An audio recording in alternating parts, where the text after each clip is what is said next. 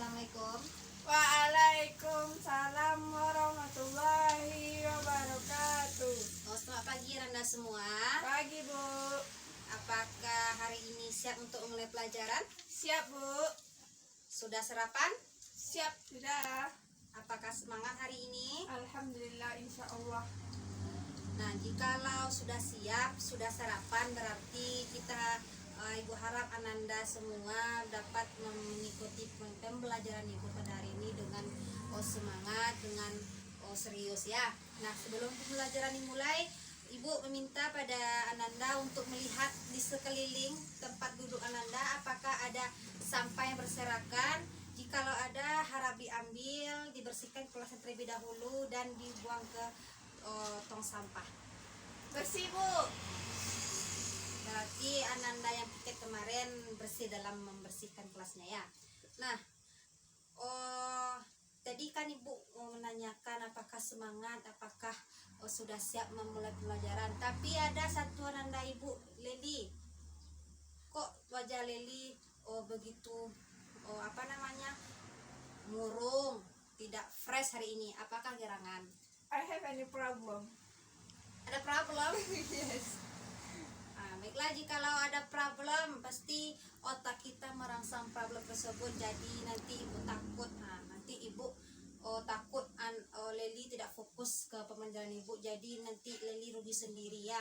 Nah, sebelum itu adalah kita melakukan senam relaksasi terlebih dahulu sebelum memulai pelajaran, sehingga nantinya membuat otak kita rileks dan anggota badan kita jadi siap untuk memulai pelajaran. Yuk, berdiri.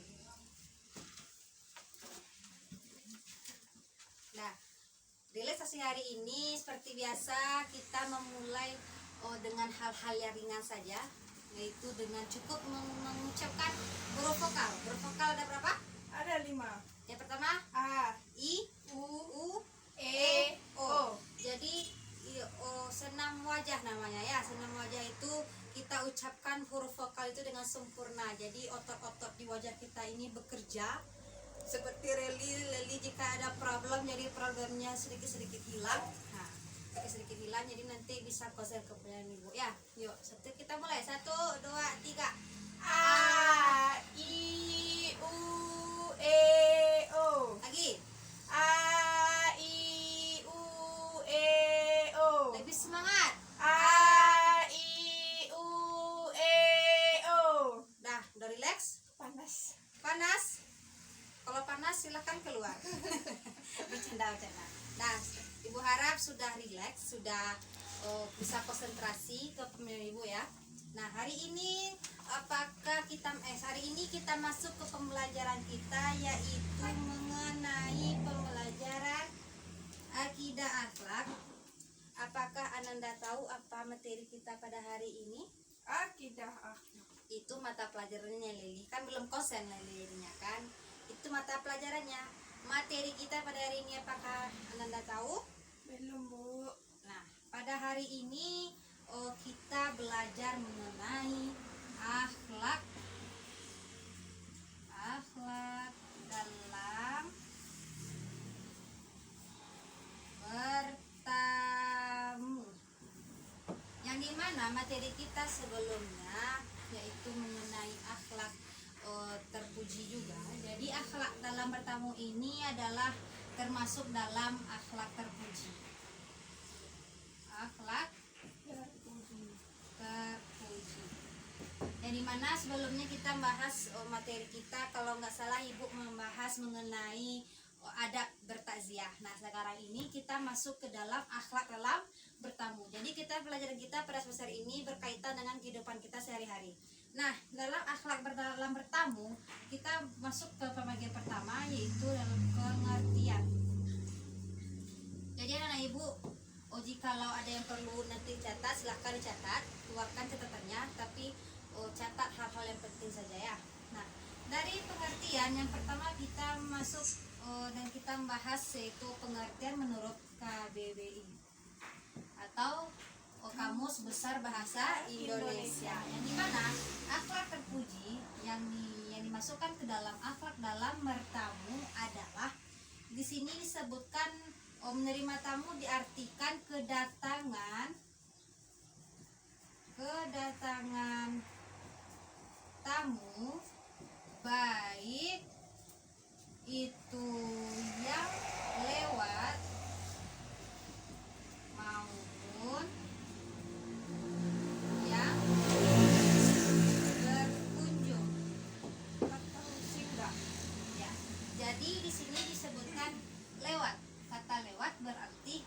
hanya lewat di depan rumah kita.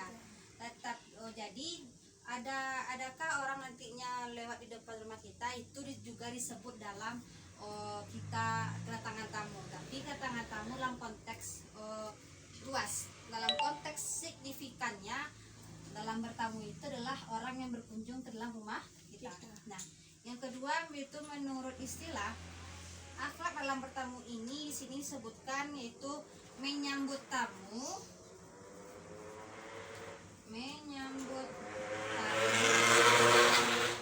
tamu dengan baik, ya, dengan baik dan memuliakan tamu tersebut, dan memuliakan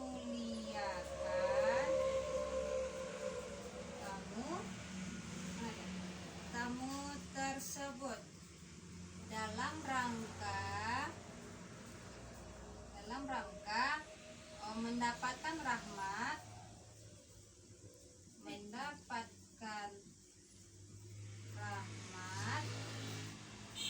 dan ridho Allah Subhanahu wa ta'ala. Nah, jadi dalam konteks menurut istilah akhlak dalam bertamu itu disebut juga atau dimaknai menyambut tamu dengan baik dan memuliakan tamu tersebut dalam rangka kita mendapatkan dan mengharapkan rahmat dan ridhonya Allah Subhanahu wa ta'ala. Jadi adab kita dalam bertamu itu harus kita muliakan tamu kita. Nah, kita muliakan, kita tampakkan hati senang, kita tampakkan wajah yang senang dalam menerima atau dalam menyambut tamu kita tersebut. Nah, itulah pengertian akhlak dalam bertamu atau pengertian bertamu dalam konteks KBBI dan istilah. Nah, kemudian kita masuk yang kedua yaitu etika dalam bertamu. Nah, etika dalam bertamu atau apa-apa saja tingkah laku kita yang seharusnya kita lakukan dalam bertamu. Yang pertama yaitu berpakaian yang pantas. Berpakaian yang pantas. Nah, apakah anak ibu bisa mengartikan apakah yang maksud dengan berpakaian yang pantas dalam menerima tamu? Berpakaian bersih dan rapi. Bisa. Jadi yang pertama bersih, yang kedua Rapi, yang ketiga jangan lupa sopan. Nah, pada kita dalam menerima tamu ini ada atau etika yang harus kita jaga, yaitu yang pertama berpakaian yang pantas. Tidak mungkin kan kalau tamu kita berpakaian cantik, berpakaian bagus, kita sedang di dapur misalnya sedang memasak atau sedang mencuci, tahu tamu kita datang ke rumah, kita bukakan pintu, kita pakai daster yang misalnya yang pendek, tidak pakai jilbab, sementara kita adalah orang muslim dan tamu kita kebetulan orang muslim juga. Nah, apakah pantas kita melihatkan pakaian kita atau kita menerima tamu kita tersebut dengan pakaian tersebut? Rasanya tidak kan. Jadi berpakaianlah yang pantas, yang bagus, yang dalam arti bersih, rapi, dan sopan, sehingga berpakaian tadi atau tamu kita tadi enak melihat kita dan senang hatinya. Oh, orang yang saya tamuni atau orang rumah ini senang melihat saya misalnya kan. Itulah konteks berpakaian yang pantas. Yang kemudian yang kedua, menerima tamu dengan sikap yang baik. Menerima tamu dengan sikap yang baik. Nah, ini kebanyakan di masyarakat atau di tempat tinggal kita, mungkin kita sendiri menerima tamu dengan sikap yang baik. Nah, ada kalanya kita menerima tamu itu orang yang tidak kita sukai, benar tidak? Nah, jadi kita seharusnya tidak boleh menampakkan wajah kusam, wajah masam dalam menerima tamu kita. Kita berhak untuk tidak menerima tamu dalam konteks orang itu tidak saya sukai, orang itu tidak pantas bertamu ke rumah kita. Namun dalam Islam mengajarkan bahwasanya menerima tamu dengan sikap yang baik, baik orang itu yang tidak kita sukai maupun yang kita sukai. Dalam konteksnya kita tidak boleh benci, tidak boleh marah kepada seseorang. Nah, jadi jika kita benci, marah, otomatis silaturahmi terputus, sehingga rahmat dari itu tadi tidak sampai kepada kita. Itulah mengapa Islam mengajarkan kalau menerima tamu dengan sikap yang baik, baik itu orang yang tidak suka maupun yang kita sukai. Ada kala seperti ini. Kita sedang bekerja di belakang misalnya kan, atau rumah kita. Ada tamu, tok tok tok misalnya, ketuk pintu 3 kali Islam kan. Terus kita buka. Sebelum kita buka, kita lihat di jendela atau di tempat-tempat yang bisa melihat keluar. Ternyata siapa lah kasih peluang pasti itu kan. Kenapa? Karena kita tahu orang itu dan kita tidak suka pada orang itu, tapi kita harus wajib membukakan pintu dan menampakkan sikap yang baik kita sehingga orang tersebut tidak tersinggung dan tidak berprasangka buruk kepada kita nantinya. Nah, yang ketiga, kita masuk etika yang bertamu, yaitu menjamu tamu sesuai dengan kemampuan. Menjamu tamu dengan sesuai kebutuhan atau apa namanya tadi? Kebutuhan, kemampuan, dan kemampuan. Nah, dalam arti di sini itu kita menjamu tamu, kita memberikan fasilitas tamu seperti makan, tetapi tidak diada-adakan. Sepertinya kita adanya cuma biskuit sama air putih, yaitu yang harus kita letakkan di atas meja. Kita persilahkan tamu kita untuk makan, tetapi jangan maksakan diri untuk melakukan hal yang tidak kita mampu. berlebih-lebihan. Ya, bagus, seperti berlebih-lebihan. Jadi kita misalnya orangnya tidak mampu untuk makan, saya sudah alhamdulillah, datanglah tamu.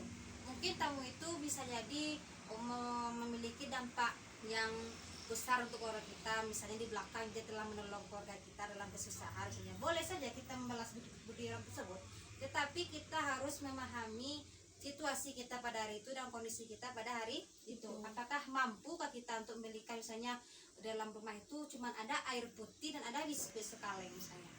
Apakah kita harus membeli keluar, misalnya harus membelikan buah, membelikan makanan-makanan yang mewah lainnya? Setidaknya pantaslah untuk tamu tersebut, kan tidak. Karena kalau bisa saja kita belikan keluar, misalnya buah atau makanan yang mahal-mahal itu, tetapi nantinya kita berpikir ke belakang, apakah uang tadi bisa kita gunakan untuk makan kita kebutuhan lain. Jadi istilahnya kita dahulukan yang wajib lebih dahulu. Nanti setelah wajib itu terpenuhi dan berlebih, boleh kita lakukan atau kita bagikan ke yang lain. Nah, kemudian yang keempat yaitu lama waktu. Nah, dalam arti ini lama waktu kita bertamu, dalam Islam mengajarkan kita bertamu yaitu hanya diperbolehkan 3 hari. 3 hari menginap di rumah orang tersebut. Jikalau lebih orang tersebut menginap di rumah kita, itulah yang menjadi pahala dan menjadi di sini disebutkan bahwasanya itulah sedekah baginya, artinya sedekah untuk kita sekitar 3 hari. Jadi jikalau lebih dari 3 hari, kita kan memberi orang itu makan juga kan, memberikan fasilitas kan. Jadi fasilitas dan makanan yang dia makan itu anggap aja itu sedekah untuk kita. Dan itu artinya dalam waktu kita bertamu hanyalah 3 hari. Jadi awak kalau bertamu ke rumah orang harus tahu diri. Harus tahu diri. Jadi kalau bertamu harus tahu diri. Itu orang tetangganya kapai. Itu orang lamu sinantu kan mengganggu orang tersebut kan. Risih orang tersebut. Jadi setidaknya orang itu tidak bisa dia pergi, asalnya bisa pergi, dia ada awak di dalam rumah tuh tidak bisa pergi do kan. Nah, itulah etika dalam bertamu lama waktu 3 harinya. Dia awak mungkin orang tunya ramah tamah tuh nyaman di rumah tuh, jangan sampai tak lama loh. Jadi dari orang tuh so diri harus saling saling mengerti, saling toleransi kita terhadap orang rumah gitu kan. Ngerti itu kan. Jadi kalau kapan-kapan anak ibu pergi bertamu ke rumah orang harus tahu diri. Nanti awal-awalnya ya orang tuh senang rumahnya rame, kita saudaranya, benar lah memang betul kita bisa di rumahnya lama-lama. Nanti lama-lama orang tuh akan marah, akan ada penuhnya. Nanti pasti kita disindir kayak gini. Yang marah Riko lamuna laiko. Nah itu termasuk orang tuh menyindir kita untuk segera pergi dari rumahnya. Karena apa? Karena beliau tidak suka kita lama-lama di sini. Gitu kan? Kemudian yang kelima yaitu antar sampai pintu. Antar sampai Pintu. pintu. Nah, arti di sini, jikalau kita bertamu dan tamu kita hendak mau pulang, nah, alangkah baiknya kita menampakkan sikap baik kita dengan cara mengantarkan tamu tadi ke sampai pintu depan rumah, ke sampai ke halaman atau sampai dia pergi naik kendaraan mereka dan mereka pergi dari rumah kita. Nah, itu termasuk dari etika dalam bertamu. Kemudian yang kelima, yang keenam yaitu ini yang sering terjadi di kalangan masyarakat yaitu wanita yang sendiri, Bertamu sendiri. yang sendirian di rumah. Dalam konteks wanita yang sendiri di rumah ini artinya wanita yang telah menikah, yang telah memiliki suami dan memiliki keluarga, tidak boleh menerima tamu. Misalnya tamu jikalau dia sendiri di rumah dan dalam rumah dan tamu yang wanita tersebut tamu yang datang itu adalah seorang laki-laki, maka si wanita ini wajib meminta izin kepada suaminya terlebih dahulu apakah tamu tadi boleh masuk atau tidak. Caranya kita cukup berdiri di depan pintu, tutup pintu, lalu bertanya mau menemui siapa dan ada apa. Nah, jadi jikalau tidak ada seorang suami di dalam rumah, untuk para wanita yang telah menikah, maka wajib wanita itu untuk meminta izin kepada suaminya terlebih dahulu apakah si tamu tadi boleh masuk atau tidak. Nah, tapi di kalangan kita pada hari ini banyak kejadian bahwasanya tamu itu dipersilahkan saja masuk. Artinya misalnya tamu itu teman suami kita silakan masuk terlebih dahulu. Mungkin suami kita keluar, tunggu saya di dalam, nanti dia pulang. Itu tidak boleh, karena boleh kita menerima tamu tersebut, tapi menerimanya ya di luar rumah. Nanti maksud dan tujuannya agar tidak timbulnya fitnah dari kalangan masyarakat dan tetangga. Tahulah kan tetangga-tetangga sekarang julid kan, masalah namanya sekarang kan julid, artinya kepo dengan keadaan sekitar. Nah, nanti itulah yang harus dihindari, pikiran-pikiran negatif yang timbul dari masyarakat atau tetangga sekitarnya. Nah, itulah dari adab atau etika dalam bertamu. Nah, apakah Ananda semua sudah paham mengenai dari awal tadi pengertian, kemudian etika dalam bertamu? Paham, Bu? Nah, jikalau paham, Ibu rasa materi kita pada hari ini tidak begitu rumit. Materi berkenaan dengan kegiatan sehari-hari, hal-hal atau problem atau masalah yang ada di kalangan kita dan sering kita temui. Nantinya Ibu harap setelah mempelajari materi ini, Ananda bisa mempraktekkannya di lapangan. Jikalau bertamu, ingat tadi, tahu diri. Karena orang sensitif dengan ini lama waktu, sensitif sekali dengan itu. Nah, jadi kita harus bertoleransi dengan tetangga atau dengan orang rumah. Nah, jadi itulah materi kita pada hari ini. Karena jam sudah menunjukkan jam 10.10, waktunya istirahat. Nah, nanti kita lanjutkan materi selanjutnya yang poin ketiga, yaitu nanti kita membahas yang ketiga, hikmah. Nah, nanti ada ayat tentang hikmah ini, nanti Ibu titip ke Lili. Sebelum nanti bel masuk berbunyi, Ibu masuk ke dalam kelas, Ibu harap ayat tersebut sudah tertulis. Nanti Ibu tinggal menjelaskan saja lagi, tinggal mendetail ayat per ayat, arti ayat per ayat, dan menjelaskan maksud dan arti dari ayat tersebut. Ngerti kan? Ya. Jadi hari ini kita akhiri pembelajaran kita pada hari ini dengan bacaan Alhamdulillahirabbil alamin. Nah, Assalamualaikum warahmatullahi wabarakatuh. Waalaikumsalam warahmatullahi wabarakatuh.